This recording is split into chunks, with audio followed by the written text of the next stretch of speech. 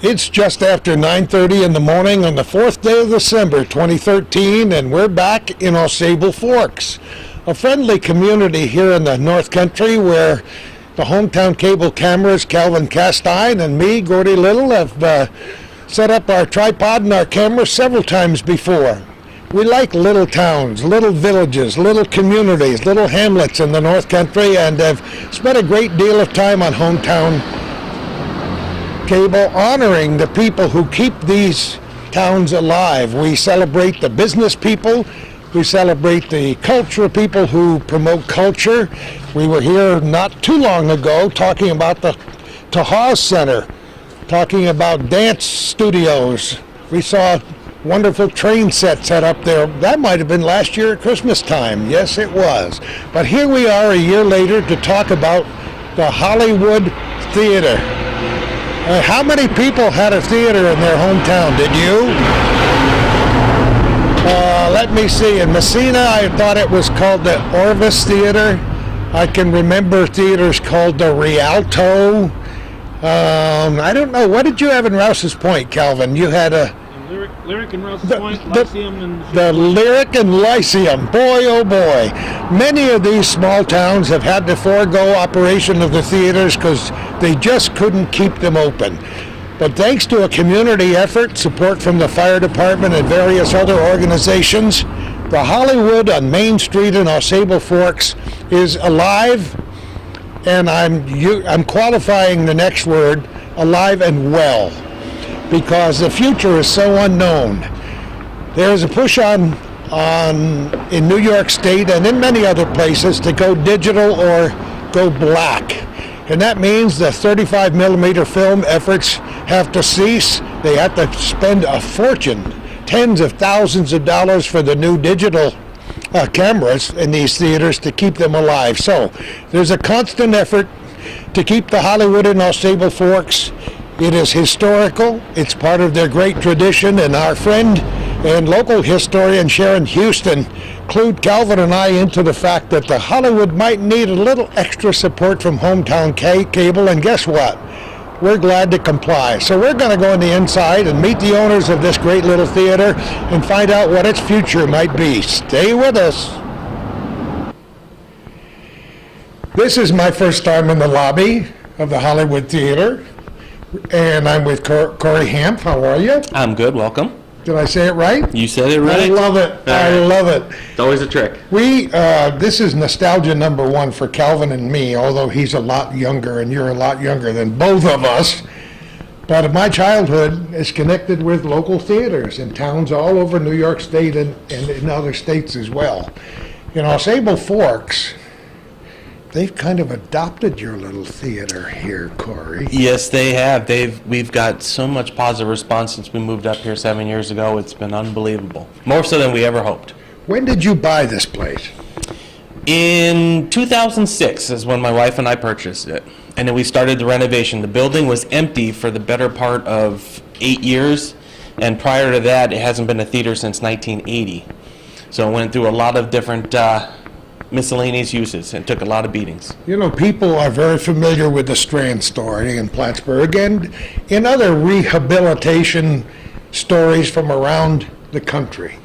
But it's very nice to see somebody like you make this decision. Did you have any idea what you were getting into when you made that decision? Like most decisions, you never know the exact scope of what you're going to get into. We have had our setbacks, but we've been plowing through it.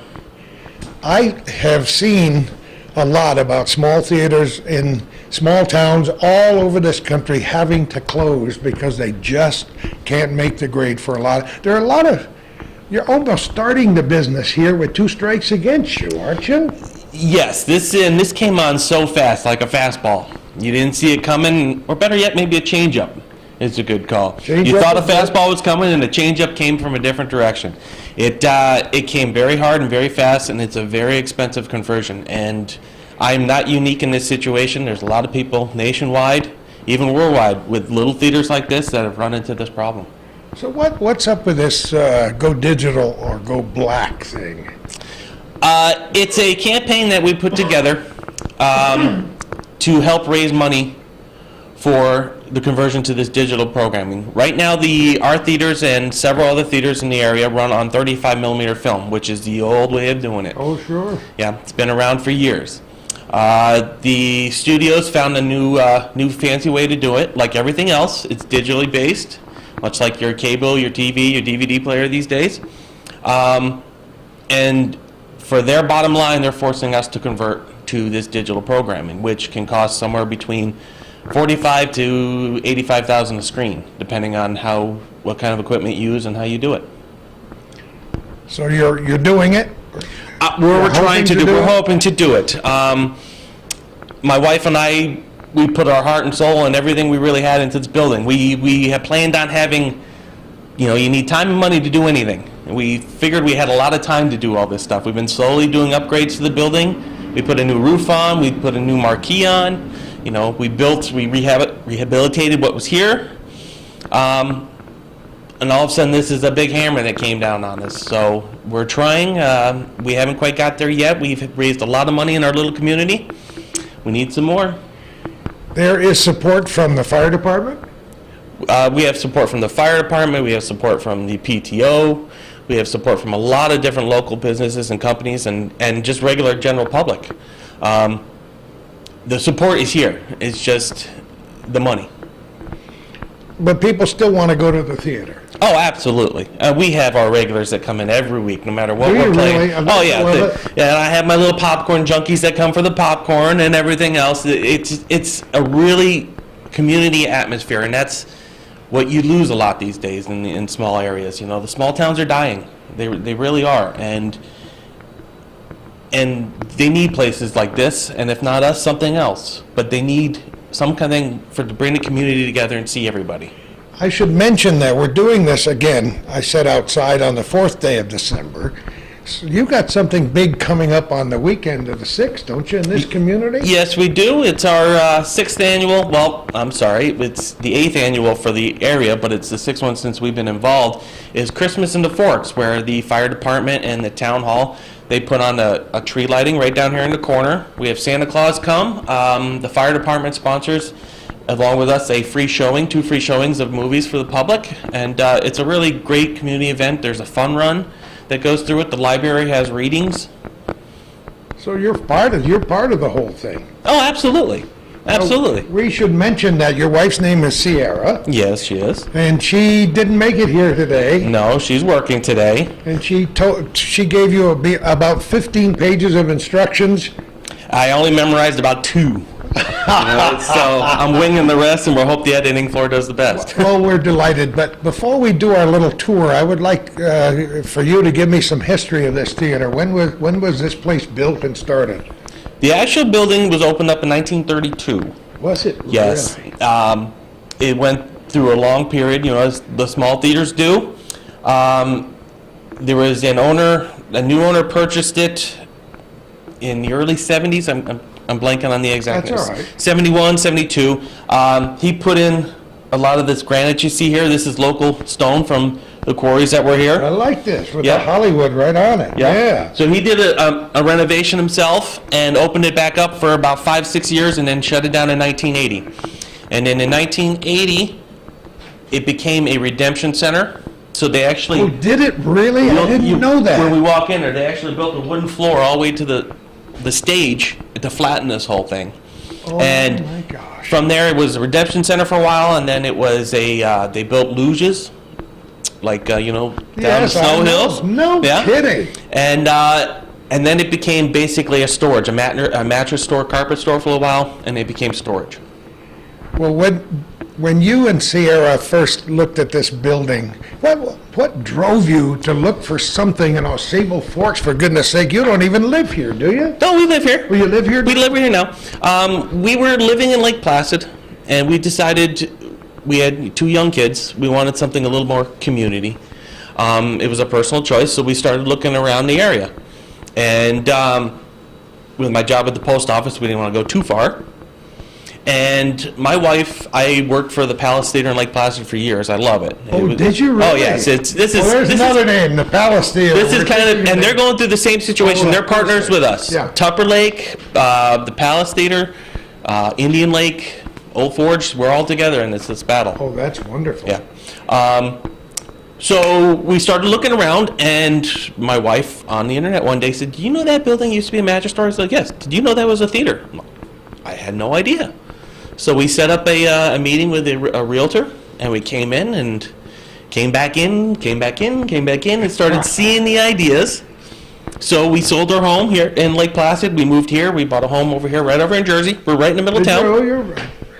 We're right in the middle of South Staple Forks, and it never we floods. It started this. never floods in Jersey, right? Oh yeah, no water. No, we're dry as a bone. Oh, boy. Oh, Irene, that was something else on top of everything else. This poor area has gone through so much over the years, but here it is. These small towns survive. But you know what? I had, my house sits 5 feet off the ground, and I had 2.5 feet in my first floor of water and mud and everything else. But again, as this community is, and you can't state it enough, people came out to help. Everybody. All over the North Country, we've done it. Calvin has done thousands of feet of footage of those floods and other floods, including the ice storm back in 1998. Right. It's amazing what it does, and the smallest communities have the biggest heart sometimes. They really do. So how much work did you really do before you could open the doors? A lot. And we did it with volunteers. And there's probably my wife saying, "How's the interview?"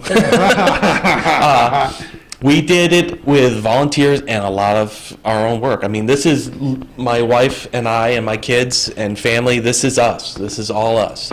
I'm not Bob Vila, so it took some trial and error to do a lot. You'll see when I show you the wall and everything like that. How many times did you say, "Oh no, what are we getting?" I tell you what, ripping that floor up that they built was. I can't even imagine. That was the first step of it all. But yes, it was a lot. I mean, that took a long time. It took a while. A lot of labor went into this. A lot of up late at night. But again, I'm not complaining at all. It was, it's something. It's a project of passion, I guess, if you want to call it.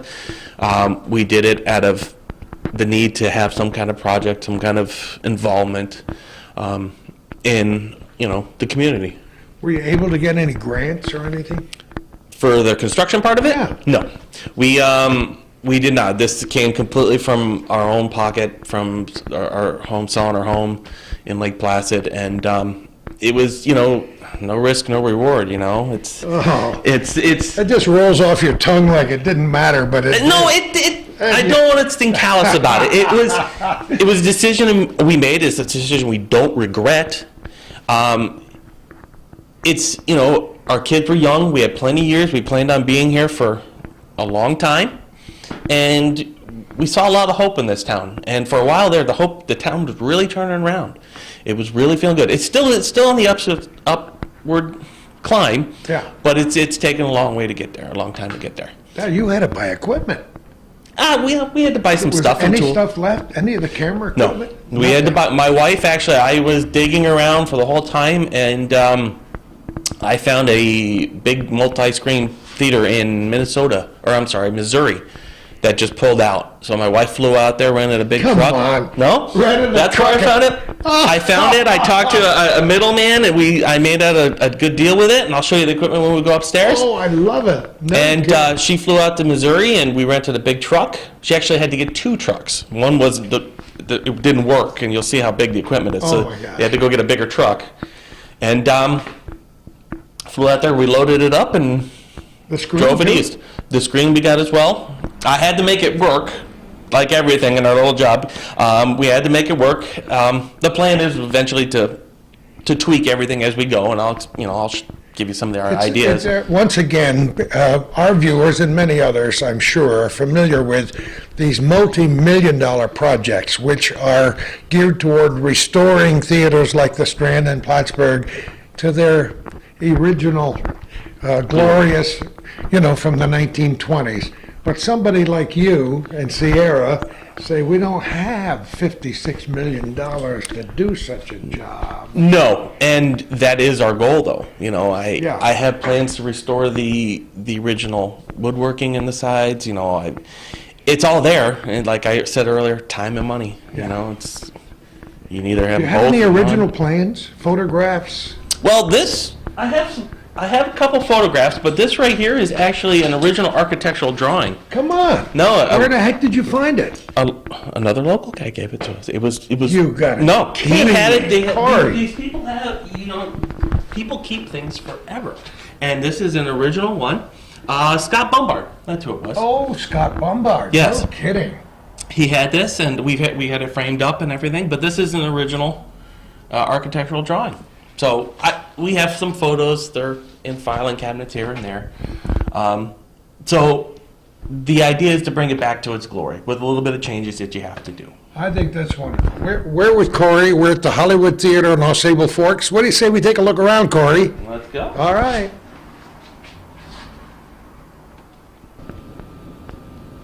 We were just laughing as Calvin was getting his camera set up. This is a multiplex, 2 screens. Oh, yes. Wow, in Osable Forks. You can't stop us. We're the big city. So this floor that we're looking at was all flattened out. Right up to the bottom of that stage there. Come on. No, it was, and they had a stock and a nail company too, by the way. Oh, they did? There was nails every 3 inches. Oh, it was quite the scene getting it out. Well, they made nails in Keysville for a long time. That's probably where they came from then, yeah. The old horse nail company. Oh my gosh. So was there any paperwork left for you from the people who opened the theater way back when and those people who turned it into all those other things through the years? Did you have to study a little bit to get the history of the place? Or? We studied a little bit, but we didn't go too in depth from the theater to what it all was between. Like, we knew what they did with the Luges and the Redemption Center, but I focused mainly on the theater part of it, which some of it's blank. I'm losing it on my top of my head, of course. Yeah, wait till you get to be my age. You lose all of it till you've had breakfast and 7. Like those pop quizzes you guys are coming down. Oh, yeah. But that's all right. We are where we are. Yeah. And a few years later, you've turned it into a viable business. I put quotes around the word viable. Okay, there you go. Right. But it's growing. It's growing. It's slowly. We make enough for it to do the renovations we have to do. Sarah and I don't take a paycheck from this. We have volunteers that work a couple nights for us. You both have full-time jobs. Full-time jobs. My wife is a teacher, substitute teacher, and I work for the post office full-time. You worked for the post office for a while, even though you were a young guy. Yeah, yes, for a while. For a number of years. And there are people who are tipping their hats to what you guys have done. Right now, watching this program on Hometown Cable, on the internet at hometowncablenetwork.com, Plattsburgh.com, and people who will see it on their Hometown Cable systems all over the North Country are saying, wow, these people got guts. They're either terribly stupid or they're brilliant. We're not sure which. There's a fine line between both of them. I think it's just a matter of which way you step over the river. Yeah, but you had to, did you visit other small theaters to see what you wanted this to look like? I had, yes, but even prior to buying this, I think that all led to the decision to jump in this. It's a beautiful building. I could see what it used to be. It's just the way my brain works sometimes. Yeah. Like I said, I worked for the Palace Theater for years, and that's a gorgeous building. Oh gosh. It's I love that place. Yeah. I went to Old Forge, everywhere we went, especially if we were on vacation or anywhere. If there was an old theater, made a point to go watch a movie and then poke around. And it's great. You tell them, hey, I work for a movie theater. Let's go see the booth. They always take you up in the back. That's wonderful. Yep. It gives you ideas. Right, it gives you ideas. And I think for the lack of Irene and everything else, it was kind of the perfect storm for us when we were deciding to get out of Lake Placid. And hey, did you know that used to be a theater? Isn't that amazing? Well, Corey, as I said, it was deja vu for me when I walked in the door this morning because of all the small theaters I grew up with and I visited over the years. And I was thinking specifically of one on the Thousand Islands in Clayton, New York. A tiny little theater. Now, this is a fairly tiny little theater compared to some of the multi-screen multiplexes we see today. But that was a tiny little theater. I bet you there weren't 25 seats in the whole theater. Very tiny little hole in the wall. But my wife and I loved it. I couldn't agree with you more. I'm sure it's been closed for years. Right. But those little theaters became a focal point for their communities, like the local church, like the fire department, like the school. There was a local theater. There's atmosphere there. Of you know, course. it's, you know, like you have those people that argue that vinyl is the best way to listen to music. Oh yeah, I agree. You know, I agree. It's an atmosphere, and I try to explain it as like it's a warm feeling when you walk in there. Yeah. You get some of these big multiplexes, a big open room, you know, and it's kind of cold. Yeah, we've gone so far into the digital age that some people don't venture away from their smartphones and their iPads and in their living rooms, and this is something that we can promote right here on Hometown Cable. Get the heck out of the house and go to the Hollywood or some other local little theater wherever just you get are. out, yes. Just to do it and see what life has been. Because the motion picture industry, how's that for a phrase? There you Motion go. picture industry has been around for a very long time. Yes. You and I have been fortunate enough to live long enough to see some of the old-time movies that are around. And quite a few of those old-time movies were filmed right here in the greater Plattsburgh and High Peaks area, dating way back to the early part of the 20th century. Oh, And yeah? to know that Buster Keaton He was up here? Buster Keaton was here, and Buster Crabbe too, right? Yeah, Buster Crabbe and many of the others. Charlie Chaplin visited the North Country, and other big stars from that day. Was Clara Bow here? I can't remember. Tom Cruise was just here. Oh yeah, You bring it a little more forward. You get to meet him? No. Oh, you didn't. I didn't. But anyway, a lot of those Hollywood stars and famous people, rich and famous people, politicians and so on, visited the North Country because of the beauty we have here. Spent time along the Lake Champlain and the High Peaks, Lake Placid, Saranac Lake. And then, of course, there's the whole TB thing around Saranac Lake. Many Yep. people came here for that wonderful fresh air cure. So Magical cure. So these theaters have been in business for a long time. This theater never had two screens in the beginning. No, it was a single screen. How many seats do you suppose they had way back then? The one couple things I saw were around 270. Oh, that's more than I thought. No Yeah, kidding. well, it was, again, you double this over. It was this giant expansive room. Yep. It was a wall here with a curtain, and those doors were in the lobby area. But yeah, it was quite large. So how many do you have now with the two screens? We have 97 in this side, and we have 83 in the other. So you're still a little bit short of the original. Yes, well, we put a big giant wall in. I made a hallway. So you guys did all this building yourself? Yes. Well, again, with volunteers and family members and stuff, we built this wall, which was as much fun as it looks. No, I can't even. Yeah, come on. In the beginning, I had trouble changing a light bulb, so these things like this just amaze me. Yeah. What's behind this wall? Is this any close to the original? No? On this side? This is the original wall. Oh, it is? This is the original wall, yes. And again, with the grand scheme of things, there's a column like this on that other side. I want to carry that over and reproduce it on this wall here. Oh. You know, to kind of make it feel like the original side, but, you know, expand it on. How about sound? Did you buy all the sound stuff along with the cameras? There was zero equipment, zero seats in here. The only thing that was left in here was a old projector, which I've cleaned up a little bit. It normally sits in the lobby. There's a Christmas tree where it normally sits right now. But we had to come up and find equipment everywhere. Like I told you, the projectors came from Missouri. These came out of Brooklyn from an old theater. The plan is eventually to eliminate some of these and put couches in and... Come on. No! Come on! We have to dream big, right? Or, what's the point? That was the plan. That's amazing. To change it up, give it again a little bit more of a These friendly seats feel. look great. They don't look like they're beat up like some of the old theater seats I Right? remember. No, they're good. They got cup holders. That's it's always important. That's wonderful. And they serve what they do. It's not about how big the seat is, how comfortable. It's about going out with your family for relatively cheap. Watch, have some entertaining thing for an hour and a half, 2 hours. I wonder if there were ever live shows here. As far as I know, there was a couple, but nothing in particular. It was designed as a movie theater. Was it the Bridge Theater? One of them, I think it was the Bridge Theater, burned down. Sharon can tell you all this. And they had live shows there. So this was more of a replacement of that, and it was designed to be a movie theater because at the time the movies were really coming up in popularity.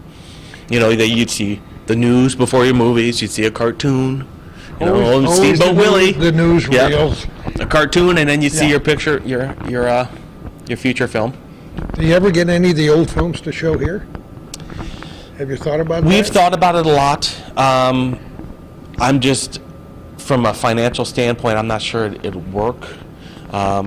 There's occasionally we do like benefits and stuff. They're great, but just to have a regular showing, Yeah.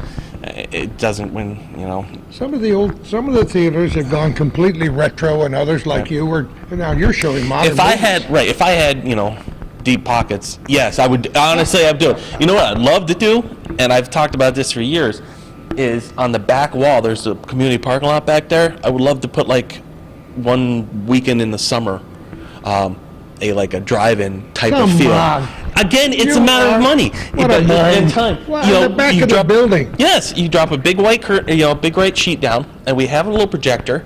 You need something for the sound. Be fun. It would be a lot of fun, and again, You know, Good community. I've done a lot of research into drive-in theaters. Most of the research done That's a dying just breed, by too. living through it, and I've written quite often because I write a think column in the newspaper, and I've written about drive-in theaters, and I think that would be fun. We have a few left in the North Country, but not too many. not too many. Well, it's so much. The land is so expensive these days. But the Strand Theater in Plattsburgh did have a lot of stage shows back in the old days. Yes. Of course, Plattsburgh was lucky enough to have about 8 theaters back in the day. And long before sound came along, they had pit orchestras. Yep. And I was lucky enough to know a gentleman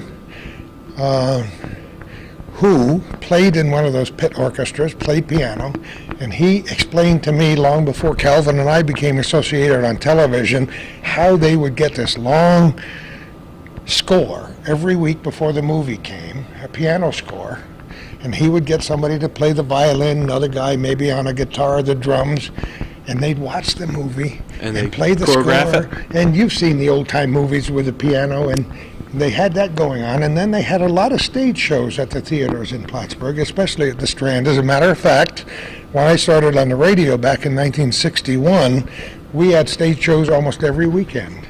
Are they still planning on doing the stages at the Strand? Don't know. We've interviewed them several times, as a matter of fact, since they never said. began their restoration, and I think they'll have a lot going on. But like you said, it has to do with deep pockets, with grants, with multi-million-dollar fundraising efforts. That was that project itself. We went in there about as it just starting to get going. They ripped down the wall that they had in there. I talked to the architect, and What a he great took guy. he What took a us in great there guy. the day after Hillary Clinton was in there. Oh, my He goes, that goodness. was a madhouse, Secret Yeah. Service everywhere Oh, and everything. sure. Yeah, so we took a walk through there, and that building again, you can just see the stuff that they covered. It's unbelievable. I don't understand. You know, it's like the Howard's Lodge too. You know, these old buildings, they just got so used to covering stuff up. Is and this a hiding it. strong, a tough building? Is it?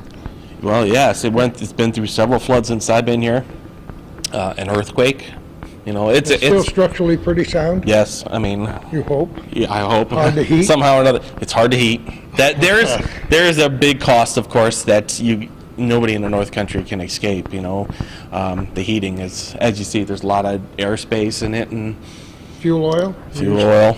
Yep. Oh, boy. And it's, again, you can't complain about it because it is what it is. It is what it is. We have a schedule that we've set up again to help alleviate some of that overhead. We've been typically shutting down in February and March, and a little bit of April, just to help alleviate those fuel costs. It's a slow time of year normally for most movies. With this conversion to digital, though, that would change a lot of things. We definitely wouldn't be shutting down as much because, A, the movie availability would be high for us. Right now, we have to scrap and scrape and imagine you really do, have to, yeah. pony up some advance money to get these movies. It's become very difficult with how they cut the production of 35 millimeter film down to almost nothing. So, But it's been tough for local theater owners for many, many years. When their theaters were in Plattsburgh, other theaters, when there were drive-in theaters all around Plattsburgh, Because I was on the radio and the media, I got to meet the owners. They were constantly complaining how the companies were trying to gouge them for the cost of renting the films. Right. And a lot of the people, Jaime Krenovitz with the drive-in theater just up off Route 22, north of Plattsburgh, used to tell me all the time, I don't know how I'm going to make it. And yet, even after he died, his wife managed to keep the theater open for a long time. That's tough. Maybe I'm naive with that, but they produce the movie, they make the movie, they need their part of it. I get that. But it's hard. The cost that they're incurring on us now is just almost you can't stand it. You can't stand underneath that pressure. The revenue comes from so many other places, Right. They the studios typically take somewhere between 55 to 65, 70% of the film. Think about that. That's a something lot. I bet you. $75 out of every 100 is going to them. Yeah, our viewers. I wanted you to say that, Right. Because I want people to know what sacrifices you've made to get this little theater going. Right. And people complain about the $10 bucket of popcorn, but that's where the theaters survive off of. They survive off concession. And that's been true for years. Always. But over the last couple of years, Hollywood decided maybe like 4 years ago that's it, we're done making the film. For each film, it costs us somewhere between $750 to $2,000 to make one single film. That's just to print it out in the film so everybody can play it. And that cost obviously depends on how many they're making of each movie. Where they convert to digital, they have a $700 hard drive. It's about the size of a paperback book. Isn't that amazing? Yeah. That they reuse and reuse and reuse and reuse. So the bottom line on them, we're saving millions, if not $1 billion, just by switching. But who's gonna convert? Well, we're gonna make the theater owners do it, and this is where it's come from. Truly, truly amazing, and you're ready to jump into that because you have to do it. You have to, and that's where the Go Digital, Go Dark title comes from. If you don't go digital, your screens go dark. You're done. So you still have the UPS or FedEx or somebody bringing you films every week? Yep, absolutely. And when we go upstairs, I'll show you the buckets. In the big cans? The big cans, it's the same thing. I splice them together on a giant platters, and we run them through.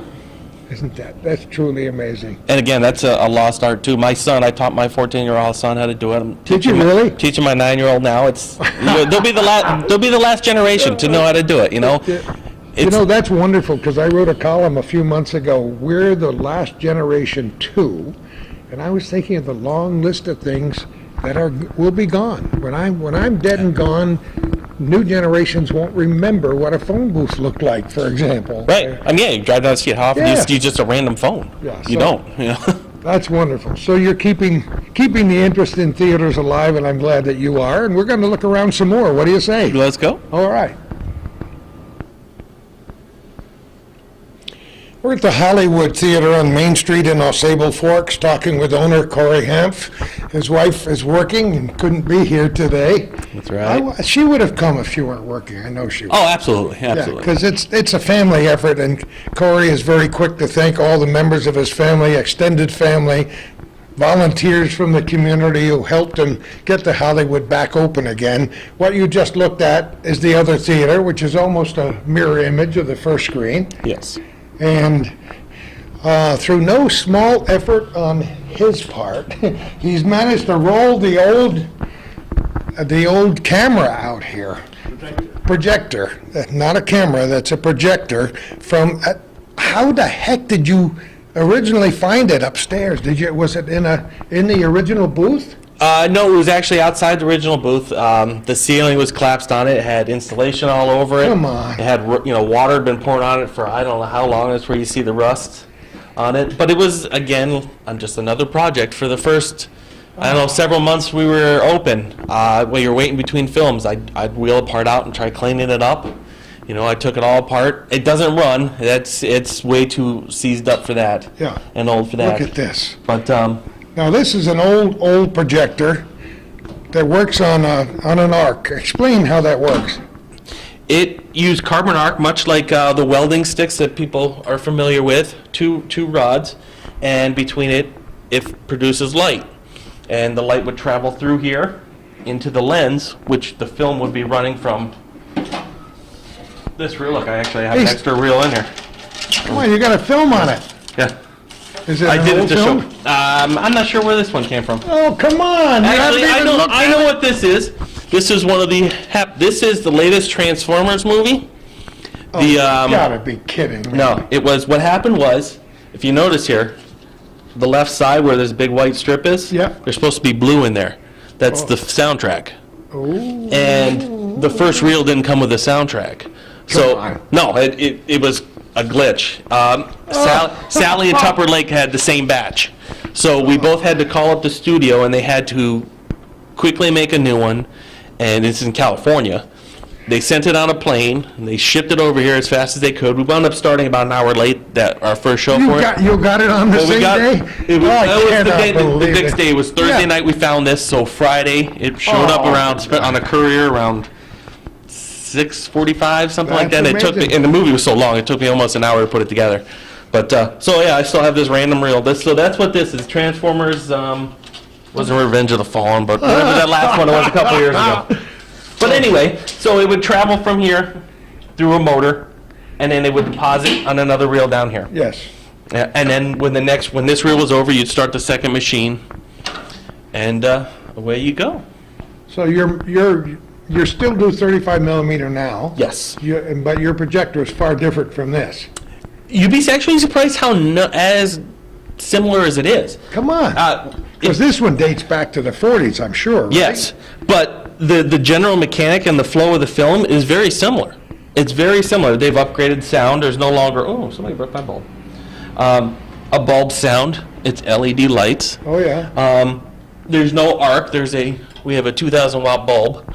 That Uh-huh. yeah, it's a big one. But the mechanics of it is very similar, and it has been for years now. This digital revolution, if you want to call it, is the first major upgrade since they converted from reel to the platter system. Did you which operate the up there. projector up at the other theater? Absolutely, that's where I started. So how fast could you thread it? Oh, I could do it in 3 to 4 minutes, depending on the situation. I'm quick at it. It's just People you have no idea what that was like. Of course, I've No. run so many movie projectors, smaller ones, but 16 millimeter sound projectors and a lot of 8 millimeter over the years. And it's like threading the old reel-to-reel tapes that we had on the radio through. You learn to do it in your sleep. My family, when we tried teaching my brother and sister-in-law how to do it while we were going to a wedding, I kept saying it's a feel thing. You get used to it. It's a do, feel really? thing, and they still make fun of me to this day of it. But it is. You get you're working in a tiny space. You can just see it and feel it, and like any other job you do, everybody you get used to it and. You I'll get know, it. this is a gem. This is the only one that was left here, right?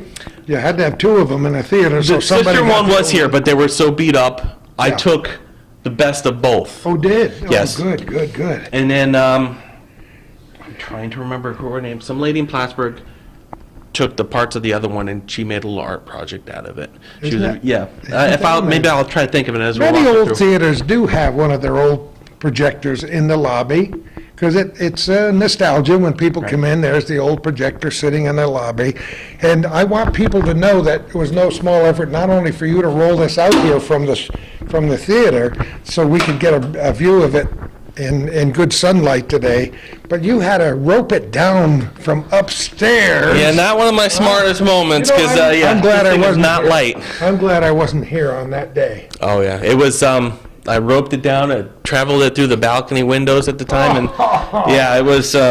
I was all by myself. It was one of those don't go hiking in the woods with by yourself. man, But oh, man, I managed man. to get through it, and we were okay. But it's a gem, and Calvin asked if you found old things downstairs, and you didn't find any old posters, but you found some other things. Yeah, some old bill of ladings, a couple old ticket stubs, some finance records, which were really, really neat. They were all beat up from the many floods that they saw. But the history is an important part of these old theaters, especially absolutely. this one. Absolutely. This isn't quite as old as the Strand, for example, But it does date back to the 32, you said? 32 doesn't mean it doesn't have the history, you know. It's got a great history from 1932. All right. So what else can we see? Well, we can go upstairs. We'll show you my makeshift booths, and we'll just show you how it operates currently. I love it. Well, let's do that. Okay. Well, we climbed the stairs, and we're pretty good at that. Nobody can And hit their heads on the wall. You've climbed those stairs many, many times. What are we looking at, Corey? This is the projectors we are currently using. These date from the mid-'80s to early 90s, some of it. As you can see, it's from the one downstairs, it's got its similar components. Here's the lighthouse, Yep. all right, where the 2,000 watt bulb is shining through. Comes into the projector. Now, as I said downstairs, it's the same type of layout as the ones downstairs.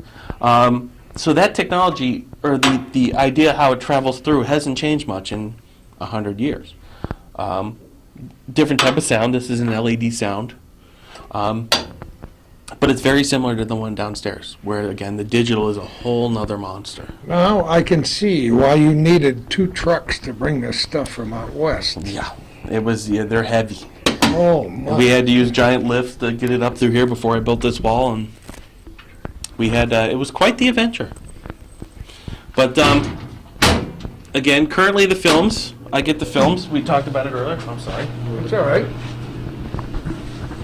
They come in containers. They got away from the metal containers. Oh, they did. The big Everything- cans, as they call them. Every now and again, you'll find the gem of the old cans. That's good. That's one of the old tins. There they are. Actually, one second. Well, we've seen many of those because before the days of, I don't have one there either. I thought one. but before the days of television and before the days of computers and so on, my dad would order films and show them to the community in our church or in the community center, and the films would come, they were 16 millimeter sound as Right. opposed to 35 millimeter. But they would come on like little. Yeah. But yeah, they come on these 15-inch reels, and then I transfer them over here. This is my breakdown table, where I splice them all together. I tape the ends together, and you get the finished product down there in the So bottom. you of the bar. you tape the ends together. In the old days, you used to have to scrape off the emulsion and glue them. Glue them down. Yes. together. Yes. So it's a little different now and a little bit easier. A little streamlined. Yes. Yes. And again, there's the finished project. Way in the bottom. I'll thread it up if you like, and you see how it goes. Sure. All right, let's do it. It feeds from the inside out, so it kind of self-rewinds. The only problem with that is once you start it, there's no going back. Oh, really? Yeah.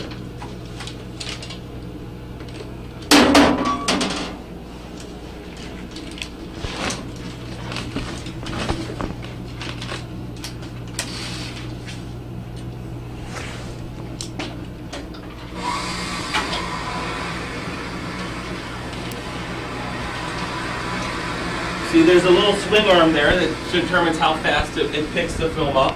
Or, I'm sorry, it feeds the film.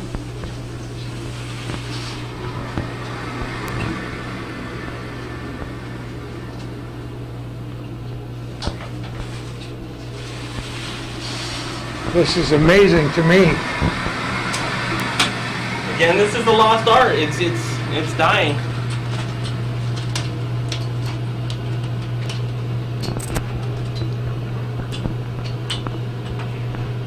I wonder how many feet of film there are in a full-length movie. Well, there is, each frame is 1 inch. And in 1 second, 4 frames go by. Wow. So I figured it out once. I wish I could remember the whole thing. The boredom, you sit in the middle of the show sometimes. Oh, yeah. A 90-minute movie is like almost 2 miles of film. Oh, my gosh. stretch it out. Really?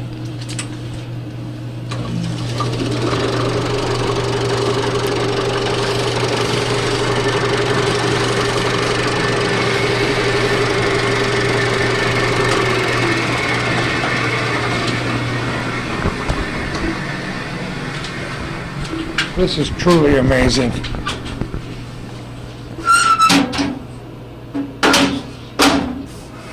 And this is something the general public never gets a chance to see, so you've opened up my eyes. I bring everybody up there if they ask. It's always, again, it kind of brings to the mystique or the mystery of an old building and an old community theater. The heat from the projector doesn't cause any problems with this film? No, if it does, it stands still. Obviously, if you see, we're ready to go. So we would fire up the bulb. Did you hear that pop? That was that 10,000 watts. Oh, is that it? Yeah. Turn the fan on. Always turn the fan on. Oh yeah. But if I were to open up the damper, let the light through it, and film's not moving, it would melt. It would? Yeah. Okay. But it's ready to go for the next show at 7 o'clock tonight. Hollywood Theater. Well, I mentioned that before as we were walking into the theater. You're closed a couple days a week now. We close on Mondays and Tuesdays. It's just, it's just my wife and I, our 2 kids. It's some family time, which is important as anything else. They have sports. They have athletics as well. So it's a little downtime for us. That's good. And while we're standing here, Calvin asked a few questions when we were downstairs about the mechanics of ordering and paying for the movies. It's a complicated process. Sometimes you said you have to pay up front. Sometimes they require advances. That's just to secure the rights to the film. We are a smaller organization, so it's hard for us sometimes to get the films. They always going to give it to the bigger studios first, which, understanding. You look at it from their end. But you have to pay advances to get the films. Is there an association of small theater owners that you might be a part of, or is this pretty much a business you're in all by yourself? Well, we're not by ourselves. We are, for lack of better words, a little family with the other theater owners around here, because we're all the same story, the same person. The Clarks in Lake Placid, they're a big family that own a theater in a small town. Sally Strasser in Tupper Lake, same thing. She worked for Disney for years in New York City. I did not know that. Yeah, she worked for Disney. She actually did the films and putting the films together, projection work there. And she moved to the Adirondacks and opened up her small theater. Bob, I don't know him well in Old Forge, but he's the same thing. It's, a passion for the business. We're grateful, Calvin and I, and you are too, that people from outside this area find the Adirondack region attractive.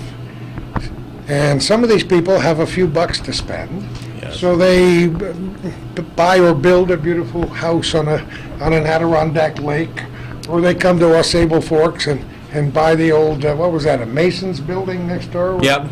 Masons were back in the 1800s. And another gorgeous building in its day. Oh, it is. Yeah. And Calvin and I have been through all the floors, not recently since they finished them, but I mean, where do you go in a small town like Sable Forks and get professional ballet lessons? I mean, come on. Right. It's a nice thing. But it is a good community, and we thank God for people like you who, even though you bit off more than you could chew for the first. I'm still chewing. But I think we will allay some of the preconceptions or misconceptions that people might have about how theater owners get rich by showing all these first-run movies. And okay. So on. There's a richness, but sometimes it's the language that you say. Right. You see, they own a building, you own a business, you automatically got money. You see 45 people in the lobby. Oh, they're ranking in. It doesn't work that way. The people who make the movies, they need their cut. So a lot of that ticket sales goes to them. We make our sales on the concession. We keep it reasonable. We're in a small community. My ticket prices are $6. You're kidding me. $6 to get in the door, and compared to a couple bigger places, oh yeah, $9, $10, and and for 3D, you tack on another $3. Yeah. And you don't even get to keep the glasses. What's that? You'll probably never make that move here, will you? This is a personal thing for me. I do not like the 3D. I think it's an overrated. That's something that's been echoed by many people for me lately. You remember a couple of years ago when 3D television sets were so hot? Yep. Who buys one now? It's an overrated thing. It's who a pays gimmick. the extra $3 or $4 bucks to have the glasses which you can take home. And what the I heck do you just- do with them when right. you get them home? Yeah. I don't understand it, and it takes away from some of it. I've I watched- honestly think it takes away from the experience. I've watched the 3D situation since the House of Wax, which I saw as a young teenager. In the 70s? Is that one? 70s, no. No? No, long before that. Oh, okay. In mid to early 50s, the House of Wax was Right. the first commercially popular 3D movie. And of course, I bought buttered popcorn on the way in. And because of the eye adjustment and everything it takes to watch a 3D movie, I left physically very ill. So That my happens too. opinion of 3D when I was a young teenager was not very good. I've seen some 3D productions. Disney did some great productions in Disney World and Disneyland and the early Michael Jackson 3D thing. And But that's an event. I can see Yeah. that. You know? I can understand where you're coming from, and that I'm not making an indictment of 3D here, but I'm expressing your opinion and my own, Right. and people can form their Right. own opinion. Some people love it, but I just think it's a gimmick, and I think it takes away from the film, it takes away from the atmosphere, it takes away from the overall experience. It's a dimension that has been added for better or for worse, but it's like when movies got sound, Right, and it's like when movies got color.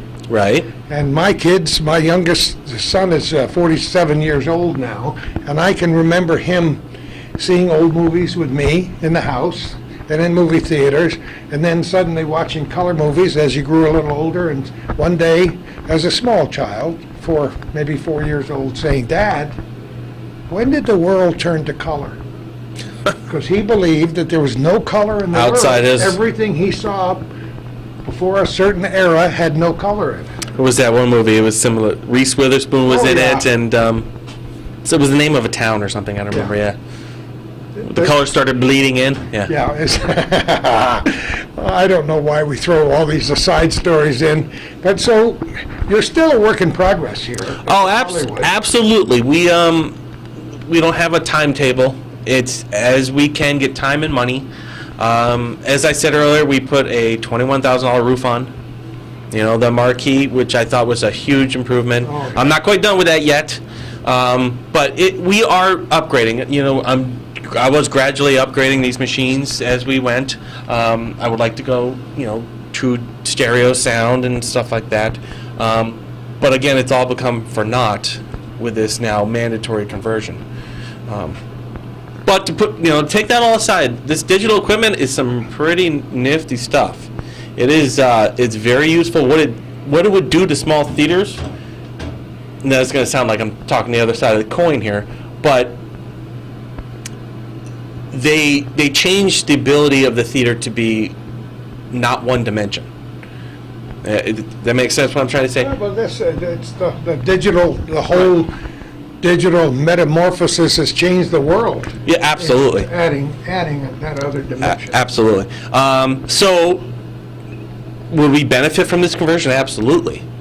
But But nobody's coming forward to give you a check for 50 grand to accomplish exactly. anything. That's just one side. Now, do you have, you told me you have support. Do you have substantial monetary support from anybody outside of your own family, outside the fire department? No, there's not like one big donor. We have applied to several different grants. We're waiting to hear from them. One is with a partnership with the Tawas Lodge next door. Yeah. We'll see how that goes. That's from the state. The state has also have some funds maybe for low interest loans. We haven't heard anything about that either. Not that I Really? could afford that either, though. Yeah. There's the People other don't problem. realize you still got to pay them You back. still got to pay them back. You have to pay a small Right. amount of interest. We have a part of the community thing. We are approaching other donors, larger donors, to see what we can do, either through fundraising through them and their channels, or for donations. We're not done giving up. This could literally be our last season open. It's a gut feeling on me. Hollywood's always been very secretive about things like this, and what they do is kind of wait for one person to make the move, and then like dominoes, they all go. These prints we were talking about earlier. There used to be 5 companies in America and 2 in Canada. They used to make them. They used to print the films. There's 1 now. Come on. There's 1. Wow. So that just shows you how quick and how much. The page is turning. And Yes. You're not kidding. No, not at all. It's coming quick, and I have a feeling that it's this spring is when we're going to see it for certain, and it's going to tumble for the next summer. Now, we're recording this once again on the 4th day of December, 2013, and so you're talking about the spring in 2014, and that's just literally around the corner. Literally, and again, this is through what I've seen over this last year. What I have a feeling it's going to happen from what I've read and what I've heard. There's been no confirmation. I believe it was Fox and Sony last spring said March 2013 they were done. That didn't come to fruition, but they are trickling down significantly. An example, I told you they used to make thousands of these prints. Typically, I would get print number 3,100, 3,200 and something, 2,900. They're all numbered. We had Smurfs. That's the lowest one I've seen so far. Smurfs last fall. It was print number 3. Wow. Yeah, I mean, that's a weird barometer, but it shows you that we're talking. It used to be 4-digit numbers have converted down to single-digit numbers. It's a hard road. There's a lot of theaters across the nation that have already closed down. They've just given up. How many left in the North Country, do you think? To need to convert? Yeah. 20? I don't know. I mean, in the group that we're working with, I think we pretty much involved everybody. Schroon Lake needs to convert. Tupper Lake, they got the money, and I couldn't be happier for Sally. The Hirsch Homeowners Association crews, the whole community rallied in like a month and a half. They got that money. No, come on. It was unbelievable. It started, and the floodgates opened. Well, they're lucky. Oh yeah. And hard work too. Yeah. Old Forge, I believe, is close. Lake Placid has 2, but they've used their own funds for that. So they're kind of tapped out now as themselves. So there's 2 screens there. Indian Lake converted, but they are a non-for-profit currently, and they kind of took a loan to do it. So they're banking on finishing in the back half, which again, you talk about risk and gambles and jumping into, waist high in water. That was kind of one of those things. I'm not talking bad about any of these. I 100% support these people, and I hope they're I can successful. tell Sierra's trying to get a hold of you. I don't know who it is. Service here is always a little dicey. It could be all, it could be all over the place. Well, she had no idea that this was going to be a full-length show. Looking at the But Giants at this time too is just killing me. I'm sorry. I'm just glad when they win a game after the 0-6 start this year. Yeah, you know what? They got to give it. All right. So we're upstairs in the projection booth. There are 2 of these, so you have 2 projectors, 2 rooms. Yes. You can't use the original projection booth, which was in the middle, because you talked about line of sight. Line of sight. They have to be perpendicular to the screen for the best picture quality. That's very important. Yeah. What else haven't we seen? This is pretty much it. Pretty much it? We have our concession downstairs. It's All right. my wife and I sit there and one-stop shopping. We get the tickets, food, everything in the same I spot. love the family operations because it's make it or break it. Either you do it or you don't do it. And, maybe, just maybe there are people watching this program that can be of some assistance to you one way or the other. How would they get in contact with you, Go down Corey? to look at that. The poster. Yes. Oh, yeah, let's go downstairs. That way I don't All right, mess let's that go up. downstairs. Very good. Corey Hanf, we're down in the lobby again. We've been into the upstairs and Up the and down, downstairs up and down. all around. But it pleases me to meet people like you and to know that there are people like you who will take what I would call a pretty substantial risk in buying an old building like this and then sticking with it, and not after 6 months saying, "I'm out of here. I can't ever do this." A leap of faith. It's a leap of faith of the first order. Now, we got a chart over your shoulder. Cleverly done by Sierra, I'm sure. Oh yes. So what does that tell us? This is, you see those United Way Yes. Oh, yeah. thermometer lines. This is exactly what it is. We've raised almost $14,000 through several different fundraisers and stuff, and that's great for a community our size. That's unbelievable. We need 85,000 total to convert to stay open. And then who knows how many dollars after that once you get the conversion done. Well, right, with the building itself, but that's a whole other thing. So many that things comes you'd with like, time. you'd like to do. Yes, there was, everybody has dreams, and you keep plugging forward on them. Now, Calvin mentioned you got a nice little ex-coffee can here. Yes. That people can drop their donations in. Some people come in and buy the $6 tickets and say keep the change. Yes. That all helps. That every dollar helps. You could also go down to Adirondack.org/go digital, and you can donate off the website as well. Oh, you can. That's Yes, what you I can. wanted to know. And if Yes, you people can. want to get a hold of you directly, you probably have a phone number in the book. We do. It's Yeah. 518-647-5953. Just call Because and leave as a I said message. before, it doesn't surprise us anymore. It did in the beginning. That people watching this program, they're interested in attaching themselves to causes. Absolutely. And some people, donate their time and money to save pets, and some people are working on purple butterflies, and other people are trying to Absolutely. keep these little theaters going in northern New York. And if there's anybody around who's my age, and there aren't probably too many left, you do have the same nostalgic feelings I had when I walked in the door to the Hollywood Theater this morning, and I don't mind telling you, it's almost as good as lunch. Almost as Almost good, as lunch? almost as good as All lunch. right. It is a good feeling. I don't know where you get the energy to do what you do, especially since you and your wife both have full-time jobs. How many kids do you have? We have 2 boys. 2 boys? Yep. And 14 and 9?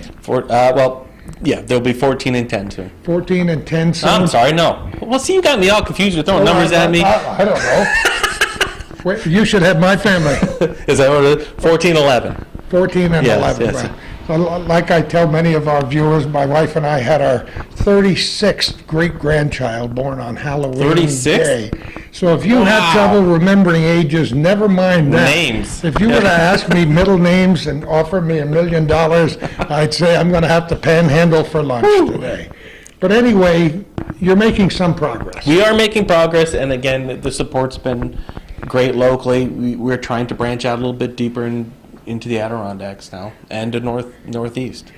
I want to personally thank Sharon Houston, who is a dear friend and a local historian in this region, who cares about a lot of different things. Yes, she does. And Yes, she's she the one does. that sent me the email and said, Hollywood, that's all you need to know. That's all you need to know. And she contacted Calvin, and Calvin said, why don't we go and see what the Hollywood I'm glad you guys came down. This has been fun. We're It's been a lot of fun. delighted. I want to remind our viewers that you can see this program and many others at hometowncablenetwork.com and plattsburgh.com or on your local cable systems. And Calvin posts it on Facebook, normally within 24 hours. I don't know how he does that when he gets home. But we also are involved in what we call our labor of love, doing this show for all these years, and hope that our viewers enjoy it.